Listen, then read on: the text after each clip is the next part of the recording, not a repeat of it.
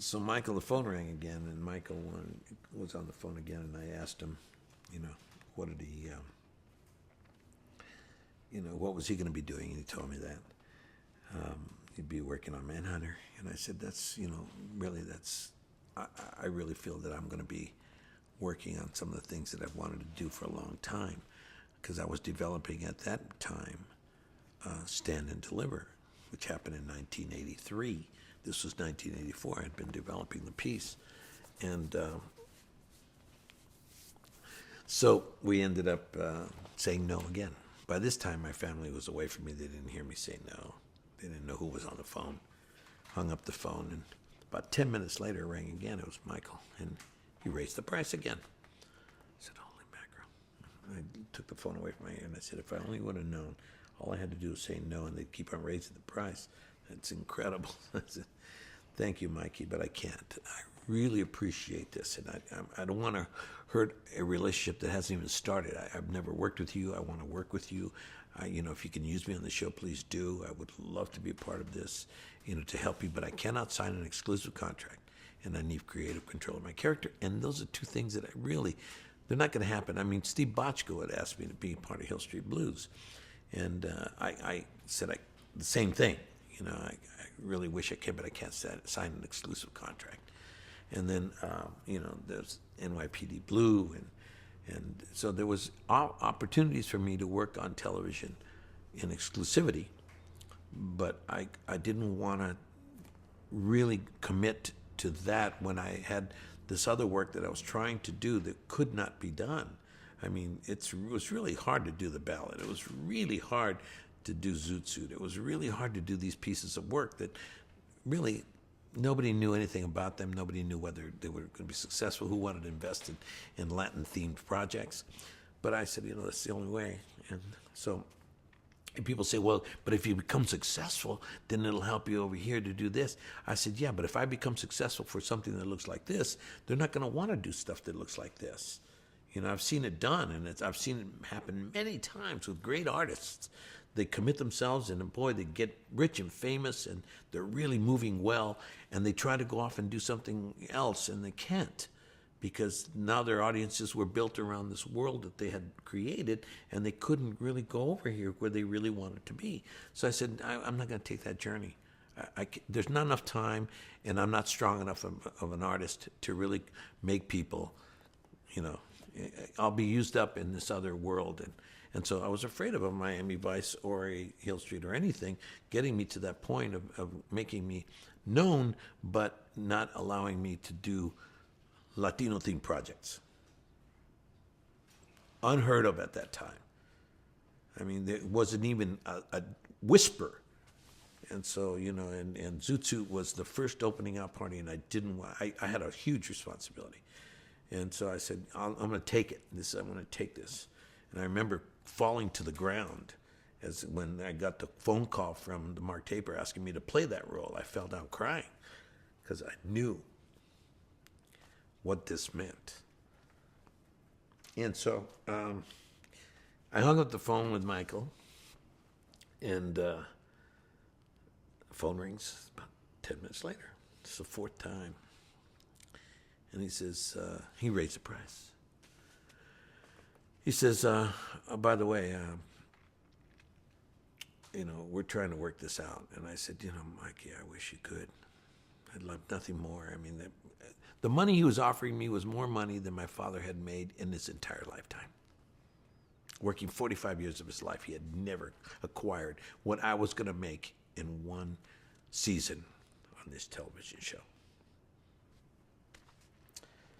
And like I said, I didn't need money. My house payment was $215 a month. I owned the house. It was a modest little home, but it was perfect. Driving my Volkswagen, had no concerns. I had a van, 3/4-ton van that I used to use to move furniture. So I was set. I wasn't living outside of my means. So, come or not, I'm set, guys. So I hung up the phone. Get the phone call. Fifth phone call says, he calls up and goes, Eddie, you got it. I said, what? He goes, you got a non-exclusive contract? I just need, a 60-day out. Just give me 60 days prior to when you have to leave, and I'll work around you. And you have, non-exclusive contract, and you have creative control of your character. I said, oh, man. And I said, right at that moment, I just said, and I'll take the last offer. And he was very excited. He says, okay, Ed, you're on. Boom. And so I hung up the phone, and I turned to my family. I went in and found them. I says, we got it. And there was a cheer, crying. Everybody was happy. And about 2 hours later, I had 3 episodes, the pilot and 3 episodes facing me. And I sat them down, and I had to get on the airplane that night. I had to be at the airport by at least 9 o'clock to catch the red-eye to go into Miami, because I was going to start work first thing in the morning. So I got to Miami around 5:30, 6 o'clock, and they took me straight from the airport to my honey wagon and a little room.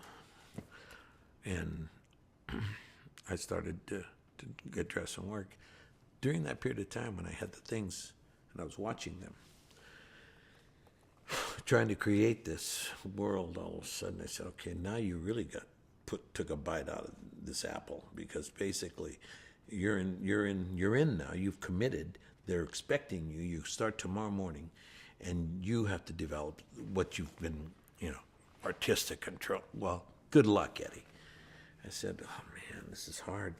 And I watched the program, and I said to myself, God, it was beautifully shot. Thomas Carter had created the pilot. Beautifully shot. Quick. This was MTV's first major cop show. It's how they sold it to NBC. Anthony Yerkovich said, I want to do an MTV cop show. And Brian Tartikoff said, I like that. Do it. And that's how it all got started. And then he got Michael Mann, and they got the style with Michael, came in with the whole look and everything, passed it on to Thomas Carter, and this kid went to work, and the pilot was really fast-paced, quick-cutting, great music, and the first episode, it was a pilot, then the first episode, and I said, wow, this is really interesting. The issue that I found by the third episode was that I saw something very, very not predictable, but something that I'd seen many times. And that was that the Don Johnson and Philip Michael Thomas roles of Crockett and Tubbs, they were falling into something that was very much the way that stories are told, and they're doing it. I was looking at it because they would be working together. And the scene was that they were either talking to the head of the FBI, or they were talking to the mayor, or the governor, or the head of the CIA, and these are the different groups that they were working with, and their own lieutenant. And I saw what they were doing. They would be talking to this person, and then that person would say something, and when that person turned away, they would look at each other and give like a little hint of a knowledgeable thing that, we're going to do it our way. And then they'd come back and they would talk to the character again on camera. These characters were dismissing the people that we're talking to. I said, man, this is so much like what, we had seen it very well done by Starsky and Hutch. We had seen it done by almost every, I Spy, Bill Cosby and his partner, they had done it. They had, they'd say, yes, yes, yes. Yes, yes, yes. And right away our audiences knew that this was happening. So I'm on the airplane and I'm trying to create this character. And the wardrobe person calls me when I'm looking at the things. And this is my first, now, boom, now you're stuck. I'm reading the script and watching the episodes, reading the script, and the phone rings, and it's wardrobe asking me to become part of what was to become probably one of the most stylized television shows in the history of TV. I mean, every single outfit that these guys were wearing was like, it was Versace. And it was just, at that moment, they didn't even know how far they were going to go with this, but they ended up becoming, Versace became the dresser of these two of the whole show, just about. And they, in turn, knew that they couldn't use earth tones, could not use red, could not use brown, could not use anything.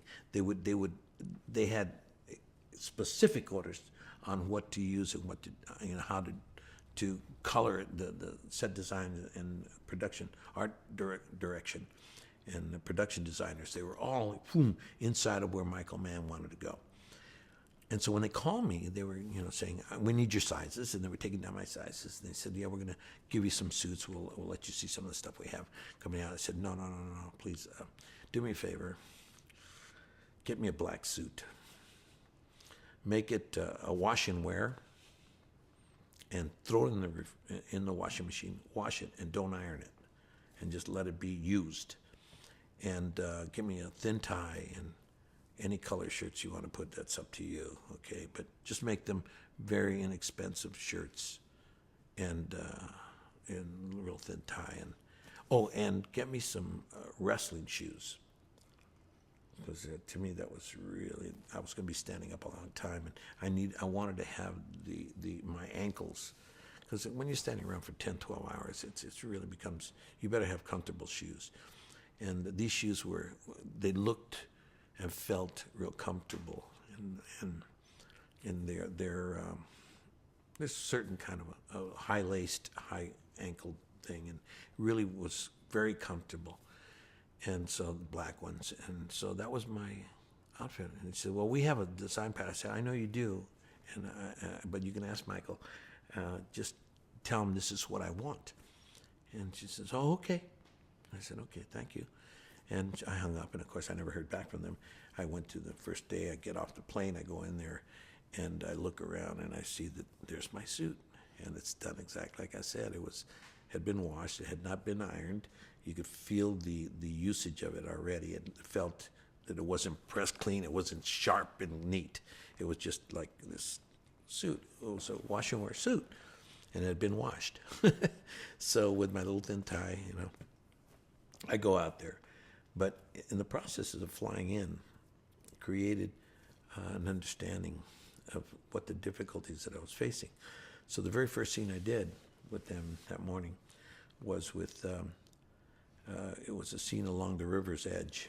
And it was a scene in which Crockett's was very distraught because I find out because, again, this is the first episode. And in this episode, I arrive on the scene.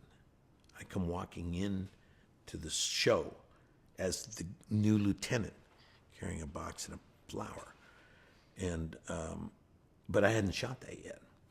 So we're thrown off, and we're going into this other part of the scene, of the script, and so I'm thinking, boy, on my feet, I'm saying, okay. The scene starts. Crockett, I find out, he comes up to me. Tubbs comes up to me and says, that's his high school sweetheart. And he's like blown away. Crockett's blown away, standing right by and Tubbs comes up and he says some things to me, and I had found something on the ground. Literally, I found something there, and I was looking at it. Okay. And it was nothing, but I was looking at it, and so my attention was boom. And he comes up to me and he's talking to me, and I look at him and talking to him and looking at him, and he's right here.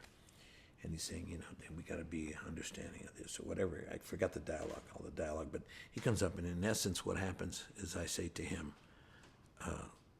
when he finishes talking, I said, don't come up into my face like this again.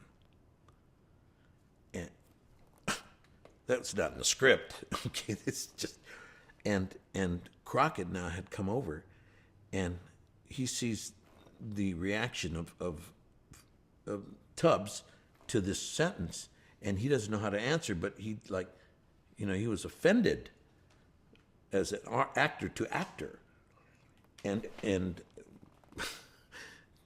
Crockett grabs Tubbs and he pulls him away because you could feel like there was something going to happen, like he might even hit me, and they pull him away, and the director goes, "Cut! That worked really well for me. How's everybody?" Everybody said, "Whoa!" And that's how we started our very first scene. The second scene we did was a scene inside of the room And boy, that was a scene where I'm sitting in my office. Again, we hadn't done the opening scene yet, but now we're inside my office, the OCB. And it's supposed to be, I'm sitting at a desk. And when I walked into the OCB at the very beginning, there was stuff everywhere, papers and pipe holders with pipes in them and smoking pipes. And there was paper upon paper and books and stuff. I mean, the set decoration was incredible. And it looked like it had been lived in, and it really looked real, okay? But there was so much stuff. And I said, I walked in, I go to the production designer, or the set decorator, and I say, take everything out. He goes, what? I said, take everything out. Everything? I said, everything. And then he says, I'll be right back. And he goes back, and he asks, and he comes back, and he goes, okay, what do you want? I go, take everything out. Everything. I want nothing in here. He goes, you sure? I go, yeah. Okay. And they start, they're taking out everything, every cup, every book, every stacks of paper, and all of the stuff all over the place, all over the main desk, and coming in and the drawers, and everything. Cleaned it out. It looked barren, okay? And I said, just give me give me some aspirin in a little thing, and put the aspirin right on the desk at the top of the table. Just put it there, that's it. And he goes, aspirin, okay, aspirin, boom. And so I'm sitting there at the table now at this desk, and there's nothing in this room. And the scene is, and I'm sitting there, and in walks Crockett for rehearsal, and he opens the door, comes walking in. And he said, we do the scene, I found these, this is how, this is a stereotypical hit by, I forgot the name of the Cartagena group, all right, gang. The, 25 caliber shots, 5 of them in the back of the head. This was a hit. And I said, and I'm supposed to say some words to it, And then that was it, cut. And he hands me the folder. So he says, let's do one more rehearsal, please. And he walks out the door. And we're in the OCB. I'd never been in there, so I'm looking around, and I shut the door. And then the director goes, okay, ready, action. And he comes in. Before he comes in, he throws the door open, and then he comes and walks, and then he walks in. And we do the scene again. Okay. Then he leaves. And I shut the door. And then he says, now we're going to roll. So I said, no, leave the door open, Eddie.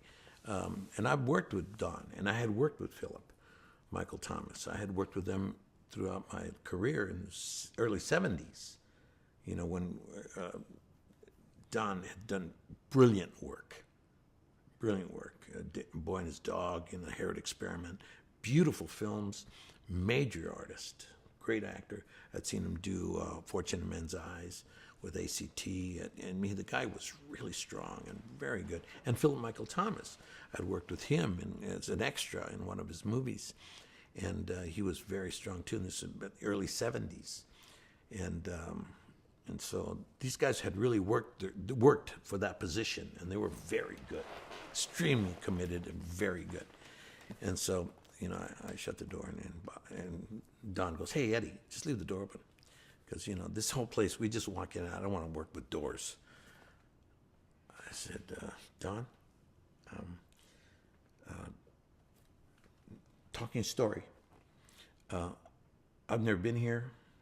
In this episode, I come walking in. I have nothing here. I'm trying to find my bearings. I don't know who you are. I know you're you're working. You're one of my detectives, and this is the OCB.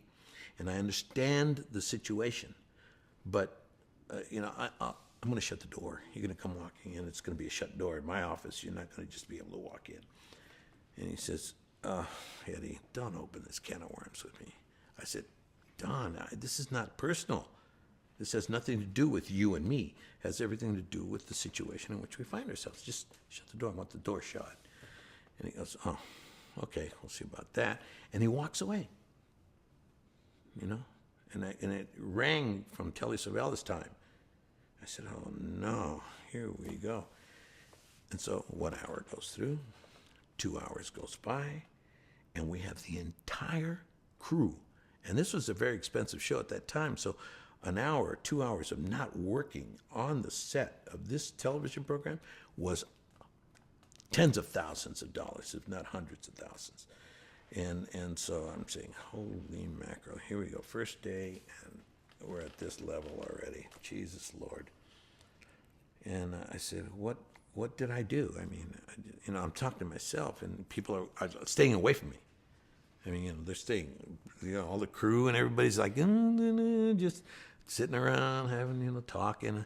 No one's even looking at me. And I'm sitting by myself, just sitting there and going, oh, boy. And I didn't leave. I didn't go into my trailer and wait, I'm just on the set. I'm kind of trying to keep my composure and stay focused on what it was that we were doing. A couple hours later, John Nicolella comes in. He was producing, and he says, Eddie, we're trying to get this together, so, just hold tight. I said, John, he said, no, it's going to be okay. Thank you. And so finally, Don comes back on the set. He was very, very, very, just completely didn't want to go where I was going at all. And I shut the door, and I sat back down. And now, action. He knocks on the door. But as soon as he knocked on the door, he shoves the door open. Boom. And flings the door. It hits the bookshelf or the cabinet, file cabinet, and on it, the door was Venetian blinds, those real squeaky kind of. And he walks in and he throws the book on the table and goes, "This is from the Cartel, the Cartagena group, man. This is how they work, and it's a hit with an attitude." Boom. And I pick up the thing. I gave him a quick look. I turn sideways a little bit, and I look at the thing, and he finishes his lines. And I said, my lines. But I didn't look at him when I said my lines. And he walks out. And we played the scene that way. Tension was excellent. You could feel it. You could cut it with a knife. And then he walks out. I said, okay, wow. I didn't look at him or Ricardo Tubbs for 10 episodes from that moment on. I started, every time they'd walk in, I wouldn't give them my eye. I wouldn't give them anything. I wouldn't pay any attention. It became like a running joke where I would stand against the wall. I would stand up and go against the wall, and the directors would go, "Can you pick another wall, because I can't fly that one?" I said, "Fly? What are you going to fly for?" He goes, "Well, I want to get the other side. I want to get your face." I said, No. Just get my back. That's it. Just shoot my back." And they go, okay. So they shot my back. And for a long time, they didn't know what I was really doing. And sure enough, I became like the Darth Vader. It was really a negative character inside of this set, and people were writing fan mails, "Kill that guy off. Get rid of this lieutenant. I hate him," but the guys could not dismiss me. They could not look at each other after talking. If they did look at each other, it was to say, this guy's not even paying attention to us. I'm like, God, this guy, I can't, So it would mean something else. And they didn't even know what I'd done. Neither Don or Philip Michael, knew what I had done. And in the process of the first 10 weeks, 10 shows, I told him, I said, "Listen, one thing I'd like to say, you go back and you look through the files, computer files, and you find that you can only go back to 1974, 75. Before that, you can't find anything on me." I'm like, lost. And they go, "Sure, whatever. That means it's easier for us. We don't know anything about you. That's fine." Because here we were in 1984. It's 10 years back. They could we had computers then, but it weren't too fast then. But they could go back a little bit and find out who I was and where I came from. But there was no information. It's just that I was a lieutenant, and that I had been working in another part of the country, and that was it. They didn't know my backstory, and they said fine. So they were learning my backstory as we went along. So that really worked well for the coming seasons, as we started to go deeper into who is this lieutenant? And they started to go into who I was and where I came from and what I was doing and how I had worked with the DEA and how I had been turned over by my own people and how my group had been wiped out by way of the CIA had worked it out with the head kingpin in the Golden Triangle in Asia, and that they had set up my entire group and they killed all of us. They tried to kill me too, my own people. They sacrificed our team to keep the relationship going with this very strong cartel, and that was the backstory. But I lived, and then I went undercover. When they brought me back. They brought me back and gave me a new identity. Didn't change my name, but they allowed me to leave the force, the DEA, and go off and work in police work. And so I was kind of always really clouded by putting my people in harm's way. I always found it difficult to do that. And then they kept on writing stuff now it was Crockett and Tubbs and Castillo going off to fight the bad guys. And I said, no. I would say, no, I don't leave the office. when the scene's finished, I go walking and going, what happened? And they tell me, because that's really a lieutenant's work. A lieutenant doesn't go out on the field and do all this stuff with the stars of the show or the detectives, undercover detectives. So I was writing myself out of the show, and they thought it was very, okay, fine, you want to take yourself out, what can I tell you, Ed? That's your decision. They were thinking only about what it meant to be in a hit show, one of the leads. And I was thinking, what can I do to make this show stay on the air and become something that it's not going to be unless I take another look at this and do it in a different way. So that's what we did. We ended up becoming, the lieutenant who beat up his own people, but saved their lives, always saving their lives. And any time they got into trouble is when I would really lock in, and I would become very intense. And it really helped the show. It really worked very well. And after 2 or 3 years, we became a family, and we had someplace to go.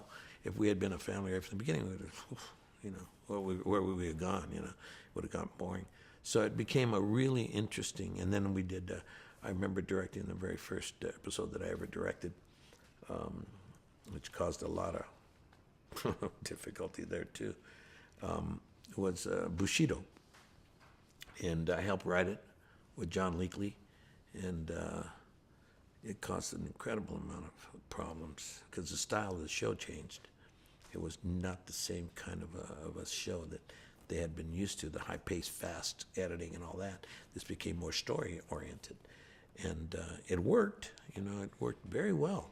It was a good, because we always went back to the original, boom, fast-paced, cars driving down the causeway and, the night shots, the heavy music and all that kind of stuff. But the Bushido was completely different. It really had a story, and it went to the backstory of my character. And then they went deeper as time went on. Tell us a little bit about how he evolved over time, your character. I think I just did. I think I did it in spades. Yeah. The character developed in time to become probably one of the strongest lieutenants or commanding officers that have been placed on. Because, again, intent equals content. The intention in which you touch something is going to come out in the content. So we ended up touching it with the express understanding of how to make the stories really come alive, how to make those moment-to-moments really come alive. And, not that everybody wasn't doing that. They all were doing that. But there were certain choices that had to be made in order to help that story become a reality and not become television series, and many people do it, and so, I try to do that. Talk a little bit about the atmosphere on the set. I think I did that too, very well. I think I did that with spades on, because basically it was tense. First, at the beginning, it was very tense because I had creative control of the character, and that's a big difference. Not that Don didn't; I think he did, and Philip Michael, I'm sure, felt that he did, and we all tried desperately hard to make things. I would write myself out. Like I said, I would take things away from me. I would take myself out of scenes, and that was most unusual for at any given level on television. But I just felt that less is more. The less time you saw me, the more you wanted to see me. And then I would. There's a lot of times when I would talk very softly, and so people got used to that. So when I would come on screen, people would, and in the audience, around television, I experienced it, would quiet down whenever and pay to what was being said by this guy, if he ever said anything, because many times I didn't say anything. I just listen, and the unspoken word spoke very well in this time and place. You were nominated for 2 Emmys for your portrayal, and you took home the statue in '85. So how did that honor feel to you? It was extraordinary. I was very grateful that my peers had, understood and given me that accolade. I wasn't expecting it, and I was very grateful for it. I think the show merited. I think we got 12 nominations that year, and I was very grateful. Excellent. And did you have a favorite episode? I think the Bushido was one of my favorites, not because I directed it and because it's one of my characters, but it was so different that I liked it, and John Leakley did a great job in writing, and The Way of the Warrior, Bushido, and it worked really well, and then it connected a lot of the dots and made the show much stronger, even though it was completely different than what we're used to seeing on that program. They even took that show and they used it in film festivals. People they screened it in film festivals as on its own kind of a piece. So it really became something that was well received throughout the country and around the world. And it was one that I will forever be grateful that we had an opportunity to do, because it was so different, I must say. And they allowed me to actually direct it, which was very kind. And we had a lot of difficulties because the editors here, they couldn't edit it. They didn't think that there was a piece that it didn't work for them. And they said, we don't understand this. And so I got with a young person who owned a studio. And it wasn't an editing studio, it was a musical studio. But he knew how to work the editing machines because he had done videos, rock videos and stuff. And I said, can you help me? I want to just try something. And he says, yeah. So I went in there and I started to edit by myself and this young kid in a studio in Miami. And we cut about 7-8 minutes, and I sent it back to here, saying, this is what I mean by this. And the producers came back to me and said, we're in a little bit of a trouble here. I said, what are you talking about? And he says, well, the editors are really upset because you're working over here with a non-union editor. I said, editor? I'm doing the editing. He said, what? He says, I'm doing the editing. No one's doing the editing. I'm doing the editing. The guy knows how to run the machine, but he's not doing any of the editing. I'm doing all the editing, and I'm putting it together just to show you guys, well, what's the difficulty? Doesn't the director have a chance to edit the movie? And he says, oh, we thought you were working with an editor. I said, no, the guy runs a studio and he knows how to run the machine. And I asked him if he would help me. And we're inside of a sound studio, where they do recordings of bands and stuff. And, they do, they do it to picture because the guys are, playing, and lip syncing and doing the whole thing. So, I'm not working with an editor. And they went, oh my goodness. So I kept on sending it and I edited the whole movie. And I sent it to them, and it worked very well. And that was a movie that we came out with, and it caused a lot of tension, a lot of difficulties, because they did not know the pacing of the show. They did not know what I was trying to do, and there was a lot of segments in there towards the second half or the third half, the finale, which they didn't know how to cut to build the tension. And so if you see the program, you'll see what I mean. All the stuff that's downstairs when she's walking through the hallways and underneath with her baby and they're trying to get away. They had no clue what that was about. They didn't know what the point of view was. When should they go to the psychological point of view? The psychological truth of the matter was on her. She was the storyteller. And so when she looked around, if you didn't cut to the right, what she was really seeing at that moment, you were lost, and they didn't know the pieces to the puzzle. So it's not a testament on their capabilities. It was more of a situation of knowing. I had written that part. I wrote all of the end of the show, so I knew where the cuts went, and going through the trees and that, because it was, this is really hard to make real. Can a guy stand up against a guy holding a machine gun with a sword and make it feel real? How does this guy go up against guys walking around with submachine guns? When I got up on top and I held myself between the bathroom, like that, the guys in the crew said, "What are you doing?" I said, "What am I getting? I'm a ninja. I'm a ninja, samurai warrior." So this is where it personifies itself. I can disappear in plain sight. And they go, "Okay." So the guy comes walking, and I go, when the guy comes walking, take him. And then when he walks out, just move up, and I'm on top of the roof, spread out. And he goes, "How are we going to do that? We don't have it." I said, "No, watch." And so I said, "Get ready to shoot it, because I won't be able to hold this for very long." And so I worked my way up there. They got me up there, and I go, "Okay, let go." And then they all run away, and the guy comes walking out, and he does the scene, and he turns around, and I come down like a ninja, and I jump. Well, I stabbed him, and he saw me take out the other guy with a cut of the head. I said, "How are you going to cut the head off?" I said, "Just when I swing, you just drop your head. And with the camera angle the way it is, it's going to look like your head fell off." And he said, so we did it. It was, and then Barry said, "Oh my God, it did look that way." I said, "Yeah, it works."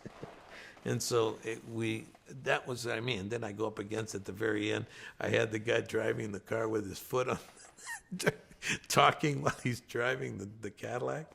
I said, "Oh my God, I got nuts." And it was good. I enjoyed it. It's a great episode. Yeah, it was. It was fun. What do you think is the legacy of Miami Vice?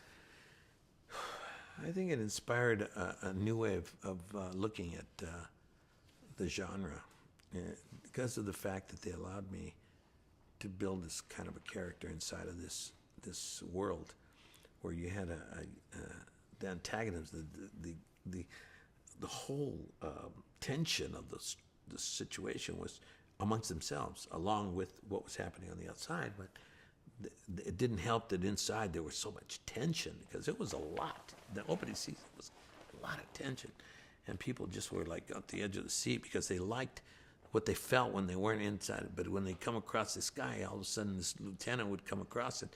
They would build this tension that they were going, "Man, they didn't like me. Nobody liked me."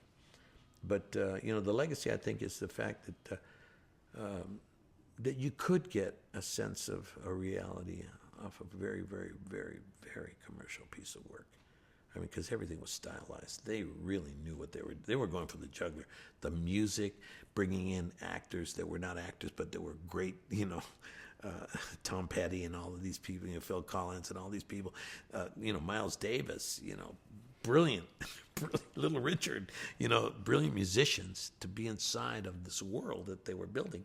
And they were so, so they would fuse together, iconic, musicians with this show, and then Versace with his outfits, and I mean, they were dressed to kill. I mean, Versace would actually put out we would shoot from March or April through the winter, and we would be using, as we were shooting, the stuff that Versace would be letting out the following spring. So when these people saw the show, they were watching next year's clothes line for Versace, and he loved it. He actually moved there and bought a beautiful home there and everything. And but it set the tone for editing. It set the tone for the usage of music and editing. And like I said, it was MTV had just popped onto the scene, and it was very infectious. And so it became an MTV cop show that resonated around the world, because, I mean, this thing influenced the planet. Anywhere that the show was seen, people were walking around with no socks on and with their shirts pulled up and their coats and their lavender clothes and white suits, white jackets. Oh, God. And T-shirts, they were looking like Dick Crockett, and some of them could afford to look like Tubbs, but very few. Tubbs had the wardrobe. I mean, so did Crockett, but Tubbs was, that guy was primo. I mean, he was like dressed to the nines. That guy was really high style, extremely. And of course, then you had the lieutenant, who was like, I mean, forget it. I mean, it was like no style. And so that whole world became really strong and it really helped people understand, that kind of style. And Michael Mann really did a great job, as did the production designers and clothes designers and editing and the direction. Directing was excellent. Producing all the way around, John Nicolella, rest in peace, did a wonderful job, and everybody that helped him. It was an extraordinary group of people. Excellent. In the 90s, you did a few TV movies. So what's your remembrance of working on The Burning Season? Whew, what a story. John Frankenheimer called me up. Him and Raul Julia. I have his photograph here. I've had it since he passed away. It's a very interesting and difficult story because it dealt with a situation that was true, and Chico Mendez was the person whose life we were following, played by Raul Julia. Did a brilliant job. And I played a character that had actually trained him and helped him to get to the point of where he understood his life. And the story itself was about an ecologist who he was an Indian, and worked out in the forests he was a rubber tapper, and that the world was infringing on the Amazon jungles and taking away not only their livelihood, but also destroying the Amazon. And so he was one of the great ecologists on the planet at that time. And he was killed and assassinated. And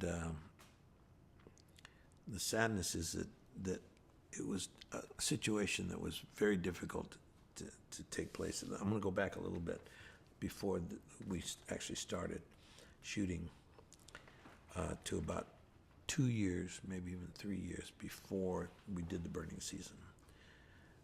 When Chico Mendes was killed,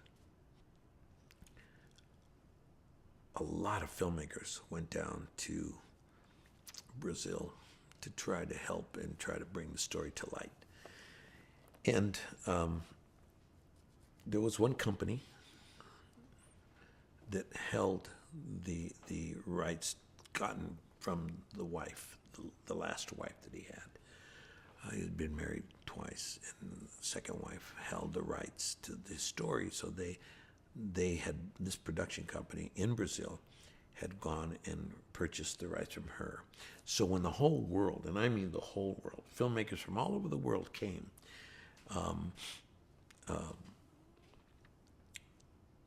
Robert Redford and his film company came down, and they had bought the story from a magazine article, but wanted to get the rights also from the family to help the family and do this right.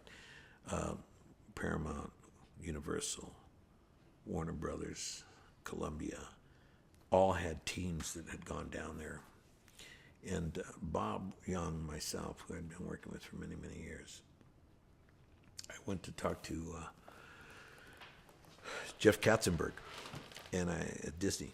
At that time, he wasn't at Disney anymore. He was over at his DreamWorks. They had created that, and I walked in and I talked to Jeff, and I said, "Listen, Jeff, can we go down and do this piece? Because we have our own aesthetic. We have our own sense of documentation of human behavior. We're a good film crew. I'd just like to go try. Everybody's down there. Can you help us? Can you want to go with us? Can you give us the money to buy the rights?" He says, "Okay. Yeah, how much you going to need?" I said, "I would probably need about at least $1 million. He says, "You got it. Go down there and buy it if you can get it." Because he knew that it was going to be tough. So we went down there. We became part of many, many people who went down to try to buy the rights from this production company. And of course, everybody put in their bid to do this piece of work. And we put in ours, saying, I have the cash. We're coming across with $1 million, and we're ready to work the deal out. And they knew about the ballad of Gregorio Cortez. And that weighed in very high with Brazil and this production company. They knew the film, and they knew the quality of the work, and they knew the artistic endeavor and the aesthetic and everything that went along with it. And it was a big piece of work, right? And there was about 3 companies left in the bidding, with us being one of them. We came in last, but we are now placed in the final cut of the companies, and one being ourselves, one being Redford, and a couple of other countries, one from England. And so we're there, and they finally make their decision. And we're all of us were in our own spaces. We hadn't seen any of the other people, but Bob and I were just walking around going, "Wow, I wonder if we'll be able to get it." We put a real good presentation, and we really put our word out there, and we were really trying hard, and we had, Katzenberg and DreamWorks and the whole thing behind us. And they picked us. They were giving us the right to do the Chico Mendes story. It wasn't called The Burning Season then. It's just Chico Mendes. And out of all the people in the world, they had chosen us. And, so I was moved, and Bob was moved, and we were just in love with everybody. And we went to do the exchange. Okay, we met at the Naval Academy, like West Point, for Brazil, and a big table, and at the table were the 2 owners of the production company that had the rights, their wives, 3 other gentlemen who had been part of the producerships that had given them the money, and their wives, and Bob and myself. Bob sitting next to me. On this side, we're talking at the table. Now, we're so happy. Can't tell you, and everybody's just ecstatic. And I'm sitting there talking, and we're all talking. And I'm talking to the guy next to me, and he says, "Do you ride horses?" I said, "Oh, yeah. Yeah, I like riding horses." He goes, "You have to come to my ranch. I own one of the largest ranches here in Brazil. It's a cattle ranch. It's beautiful. You have to come up and partake with me and ride some of my horses." I said, oh, okay, I'd love to. And I'm sitting there, and I realize that the people that are sitting at the table are the people who had Chico Mendes killed. They were the cattle barons. And I turned to Bob. He didn't know. I didn't know at the time that this was what was going on. And I said, oh my God. I didn't know what to do. And the producers say, okay, we finished eating. And by this time now, I'm like completely holding on with everything I have. And Bob's sitting there, and he's happy, and he doesn't know that, you know. And I said, okay. And he says, okay, we'll exchange. Do you have the check on you? And I said, yeah, but do you have the paperwork? And he goes, oh, yeah, I sure do. And he comes out with a stack of paper about this thick, all legal rights and everything, and he hands them to me. And I look at them, and I said, okay, here's the check. I said, now I have to take this back with me to show this to Disney's lawyers immediately, and we are in with you. We will send you the money. You'll have, and then they all shut up. Everybody went quiet. And I said, and Bob looks at me because he knows I have the check. You know, and he says, why did you say that, Eddie? To himself. And I'm saying to myself, I got to get out of here. And I said, thank you very much. You know, we're going to take this. I'll get back to you within less than 24 hours. You'll have the money. Everything is fine. They just have to go through this. You understand, right? The legal aspects of what we're talking about here. We need to make sure that everything is okay. And then and by this time, they're like really, and these guys are completely shut up now. The producers are not saying anything. They're just looking at me. And I'm looking at them, and I'm saying, no, this is legal. I need to get this. Okay, thank you, Bob. Let's go. Bob's going. I said, get up, Bob. Let's go. And so I grabbed the paperwork, and I said, thank you very much, everybody. Thank you very much. I stand up, and now they're really, really angry. You could feel the tension in the air. And I go, come on, Bob, let's go. And we get in, and we start to leave. I said, let's get the hell out of here, Bobby. Let's go. And he goes, what's going on, Eddie? What are you doing? I said, let's go, Bobby.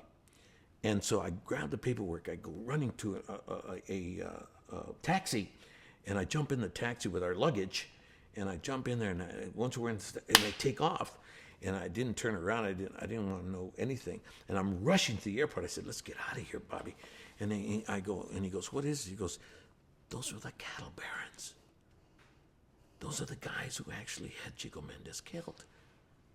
So, what? I said, I don't know what to tell you, man, but this is what's going on here right now. We got to get out of here. And so I grabbed the paperwork. I come back in. We fly into the airport. We land at LAX. I go straight over to Jeff Katzenberg. And I say to Jeff, I bust in the office. I said, Jeff, we got it. So, oh, fantastic. I said, here it is. This is it. I said, here's your check. You have the rights there. You have everything to do. Bob and I are not going to do it. And he goes, what are you talking about? I said, the people who own this were the people who participated in having him killed.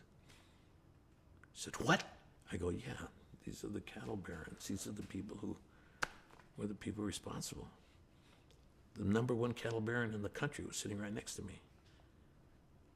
He says, oh, he grabs the check and he goes, psh, psh, psh. He calls the secretary and says, send all this stuff back, please, and tell him thank you very much. I turned to Jeff and I said, Jeff, you have the highest integrity of any person I've met in this industry. From this day forth, Jeffrey Katzenberg, I will forever remember this moment in time. And Bob and I left. A couple of years later, I get a phone call from Frankenheimer. And the guys had lost the rights.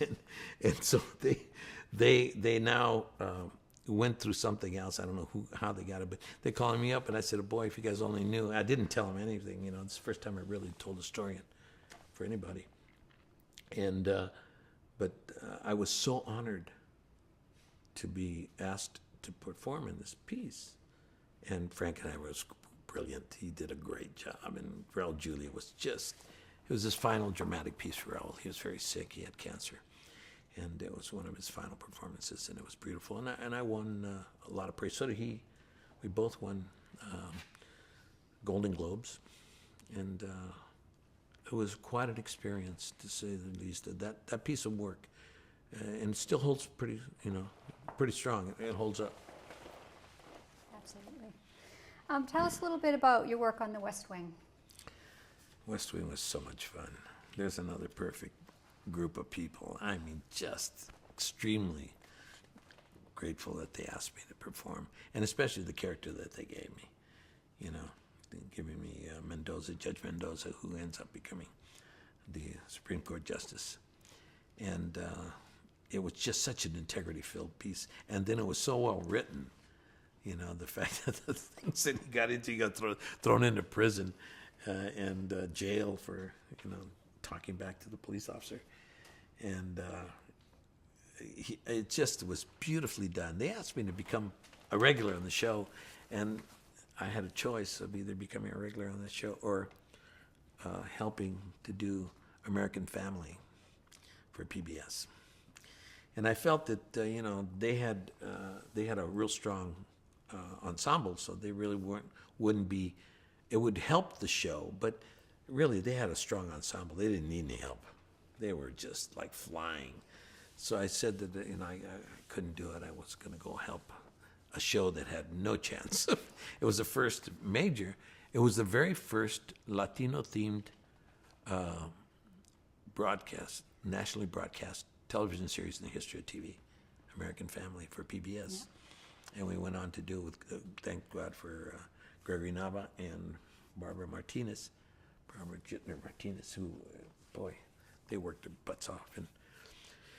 And Ray Villalobos, who shot the piece. And we all worked very hard, and it was 2 seasons, and that was a very difficult piece of work because at the end of the second season, actually before the second season came out, we were pulled off the air after being, going up and winning the Emmy nomination for Best Series of the Year. They pulled us off the air because we wouldn't take out the Iraq War. And they had come to us, and the Bush administration had asked us to please, if you could take out the inference to the Iraq War. But the whole movie was about the Iraq War. My son goes off to fight in Iraq. Not to fight, but he was a doctor. He was going out there to help the wounded, and he was like the essence of our family. All of us had sacrificed so he could go to medical school, and it's the story about those 13 episodes were about him and his going through school and how we had sacrificed. And he goes off there, and I was like an Archie Bunker. My character is a very right-wing conservative, very pro-conservative person who at the end of the series, because of the death of his son, completely loses his sense of balance and his ability to understand who he is. Go ahead and change.